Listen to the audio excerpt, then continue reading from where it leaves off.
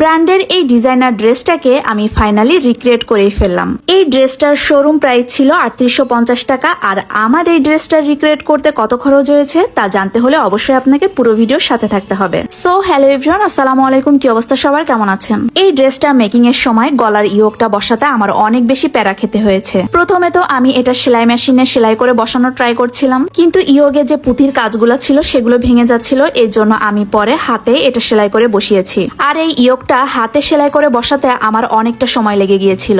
যাই হোক, সেলাইয়ের কাজ শেষ করে আমি এখানে সুন্দরভাবে কাটওয়ার্ক করে নিচ্ছি। কাটওয়ার্কের কাজের ফিনিশিং আপনি যত বেশি সুন্দর করে করবেন, ফাইনাল লুক ঠিক তত বেশি সুন্দর আসবে। কাটওয়ার্কিং শেষ করে আমি অফ ক্যামেরাতে গলাটা করে নিয়েছি। আগের ভিডিওতে অনেকেই এই ইয়োগের প্রাইসটা জানতে চেয়েছেন, এটা আমি 350 টাকা দিয়ে কিনেছিলাম। এরপর আমি জয়েন্ট লেস দুই সাইডে চাপ সেলাই দিয়ে বসিয়ে নিচ্ছি। আর এই ড্রেসটার জন্য আমি 2 গজ জয়েন্ট লেস নিয়েছিলাম, আর আমার কাছে গজ রেখেছিল 80 টাকা করে। যেহেতু এই ড্রেসটাতে প্রতিটা লেসই সিকোয়েন্স লেস ব্যবহার করা হয়েছে, এই জন্য লেসের কস্টিংটা বেশি এসেছে। ডে বাই ডে লেসের দাম এত পরিমাণে বাড়ছে যে লেস দিয়ে ড্রেস মেক করাটাও অনেক বেশি কঠিন হয়ে যাচ্ছে। আর তার সাথে তো ফেব্রিকের দামও বাড়ছে। যে লেস আগে কিনেছি 40 টাকা 50 টাকা গজ করে, সেই লেস এখন কিনতে হচ্ছে 80 টাকা 100 টাকা করে। যে গজ কাপড়গুলো আগে কিনতাম 150 টাকা করে, সেই গজ কাপড়গুলো এখন কিনছি 200-250 করে। বলতে গেলে এখন সবকিছুর দামই ডাবল হয়ে গেছে।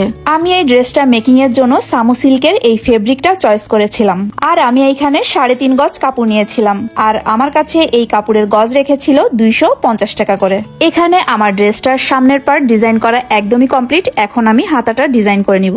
এই লেসটা 2 হাতা এবং ড্রেসের নিচের ঘেরে ব্যবহার করা হয়েছে। ড্রেসের এই ডিজাইন করার জন্য আমার এই লেসটা লেগেছে 5 গজের মতো, আর আমার কাছে এই লেসটার গজ রেখেছিল 120 টাকা করে। তো এই ড্রেসটা মেকিং এর জন্য ফেব্রিক, লেস সবকিছু মিলিয়ে আমার 2000 টাকার মতো কস্টিং পড়েছে। এরপর যেটা অ্যাড হবে সেটা হচ্ছে মেকিং চার্জ। যেহেতু আমি নিজে মেক করেছি, এই জন্য এখানে আমার মেকিং খরচটা লাগেনি। কিন্তু এই ড্রেসটা আমি যদি কোনো টেলর থেকে বানাতাম তাহলে আমার 3000 টাকার উপরে কস্টিং চলে আসতো, কারণ আমার মনে হয় না কোনো টেলর এই ড্রেসটা 1000 টাকার নিচে মেক করে দিবে। তো আমার এই ড্রেসটা মেকিং এর পর কস্টিং হিসাব করার পর মনে হলো ব্র্যান্ডের ওই ড্রেসটার প্রাইস ঠিক আছে। যেহেতু ওইটা একটা ব্র্যান্ডের শপ আর বিজনেসে লাভ করতে হবে, এটাই স্বাভাবিক। তো সেই অনুযায়ী হিসাব করলে আমার কাছে মনে হয়েছে যে প্রাইসটা ঠিকই আছে। আগের ভিডিও দেখার পর অনেক আপুরাই আমার এই ড্রেসটার ফাইনাল লুক দেখার জন্য ওয়েট করেছিলেন। তো ফাইনালি আজ এই ড্রেসটার ফাইনাল লুক দেখিয়ে দিতে পারলাম। আমার এই ড্রেসটার ফাইনাল লুক আপনাদের কাছে কেমন লেগেছে? আর এই ড্রেস মেকিং চ্যালেঞ্জে আমাকে 10-এ কত দেওয়া যায় অবশ্যই কিন্তু কমেন্ট করে জানাবেন।